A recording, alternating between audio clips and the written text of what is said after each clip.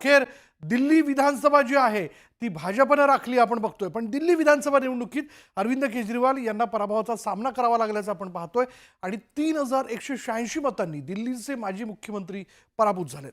त्यामुळे आम आदमी पार्टीला दिल्ली विधानसभा निवडणुकीत एकामागून एक धक्के बसतायत। केजरीवाल यांच्या आपची दिल्लीतून सत्ता गेली आहे।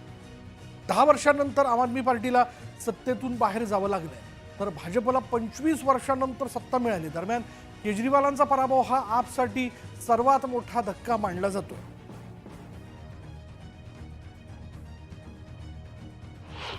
देखिए, हमारी तो पहली प्राथमिकता में यहाँ की महिलाओं को 2500 रुपये का हमने वायदा किया है। हमने सारे करप्शन के ऊपर में एसआईटी का गठन करने की बात करी थी। हमने यमुना रिवर फ्रंट बनाने की बात करी थी।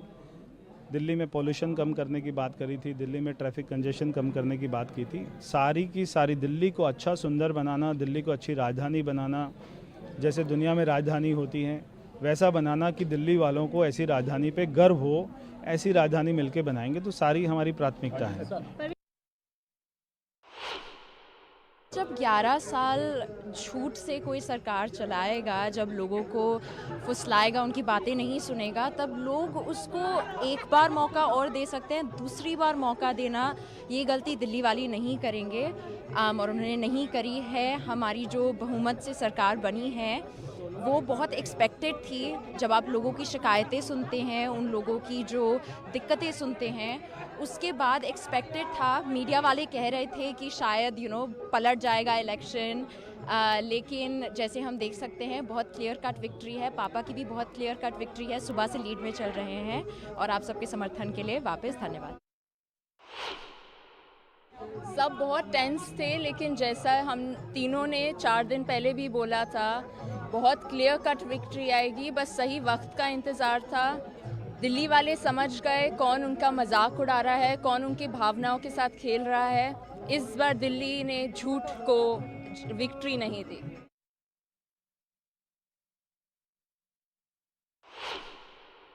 2010 के आसपास एक भ्रष्टाचार विरोधी आंदोलन करके लोग आए थे और खुद केजरीवाल भ्रष्टाचार के आरोप में जेल चले गए थे।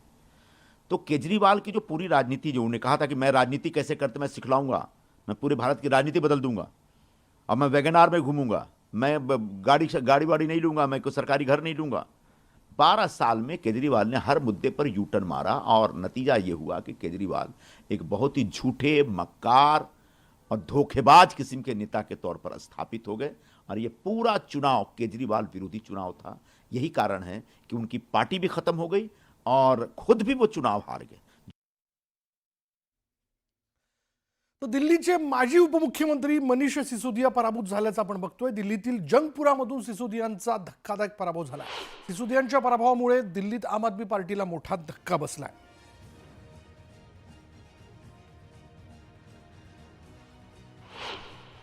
जंगपुरा विधानसभा का चुनाव हम सब कार्यकर्ताओं ने मिलकर बहुत मेहनत से लड़ा। जंगपुरा विधानसभा के लोगों ने भी बहुत प्यार, मोहब्बत, सम्मान दिया, लेकिन 600 वोट से लगभग 600 वोट से उसमें हम पीछे रह गए। तो मैं जो कैंडिडेट जीते हैं उनको बधाई देता हूं और उम्मीद करता हूं कि जंगपुरा की समस्याओं को वो हल करेंगे। जंगपुरा के लोगों की जितनी भी चीज़ें हैं उनको हल करेंगे। बाकी तो अब बाकी देखते हैं। जनतेचा निकाल स्वीकारला असून भाजप विरोधात युद्ध सुरू राहणार अशी प्रतिक्रिया दिल्लीच्या माजी मुख्यमंत्री आतिशी यांनी दिली आहे।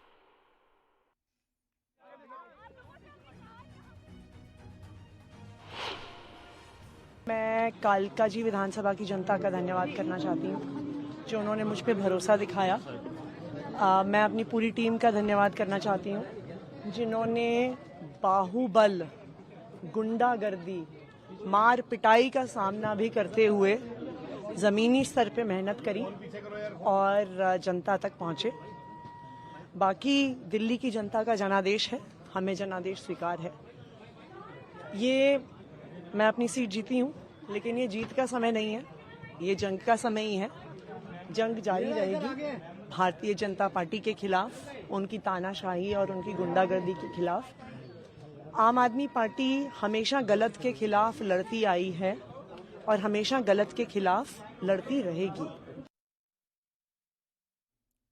दिल्लीत मुख्यमंत्री म्हणून अरविंद केजरीवालांनी दारू संदर्भात जे निर्णय घेतले ते चुकीचे होते, त्यामुळं आपचा पराभव झाला अशी प्रतिक्रिया जी आहे ती अण्णा हजारेंनी व्यक्त केलेली आहे. आचार विचार स्वच्छ हवे हे आपचे नेते विसरले, त्यामुळेच जनतेनं त्यांना नाकारलं अशी प्रतिक्रिया त्यांनी दिली आहे.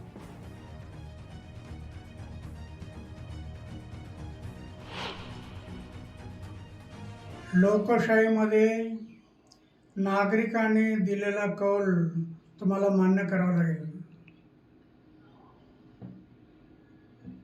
ज्या वेळेला तुम्ही निवडणूक लढवता, मला सुरुवातीला यांनी विचारलं होतं की आम्ही पक्ष आणि पार्टी काढणार आहे. मी केजरीवालला याच्यासाठी बरोबर घेतलं होतं की पक्ष आणि पार्टी नाही, पक्ष आणि पार्टी विरहित समाजाची सेवा करायची, देशाची सेवा करायची. और आखिर शराब के बारे में उन्होंने एक मुद्दा उठाया कि शराब की दुकान, उसमें शराब के बाद क्यों आ गई पैसा, धन और दौलत इसमें बह गया है. और इसके कारण, ये शराब के कारण वो बदनाम हो गया है. इसके कारण लोगों को भी एक मौका मिला कि ये चारित्र के बारे में बोलता है और दूसरे बारे में शराब की बात बता. मैं पहले से बता रहा, आचार को शुद्ध रखो, विचार को शुद्ध रखो, वो उनके दिमाग में नहीं रहा और उसके कारण आज वो इलेक्शन में हार गए, कम वोटिंग हुई है. राजनीति में आरोप प्रत्यारोप होते रहते हैं, लेकिन जब आरोप होते हैं तो ये आरोप कैसे गलत है वो जनता को दिखाना जरूरी है कि ये मेरे ऊपर जो आरोप हुआ ये गलत है. ये साबित करना पड़ता है. जो साबित होगा तो कोई नहीं बिगाड़ सकता है. वो सच हमेशा सच होता है, झूठा हमेशा झूठ होता है.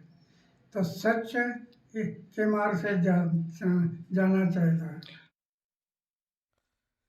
आणि यानंतर इथे वेळ झाली का ब्रेकची. ब्रेक घेऊयात. पहा फक्त न्यूज 18 लोकमत.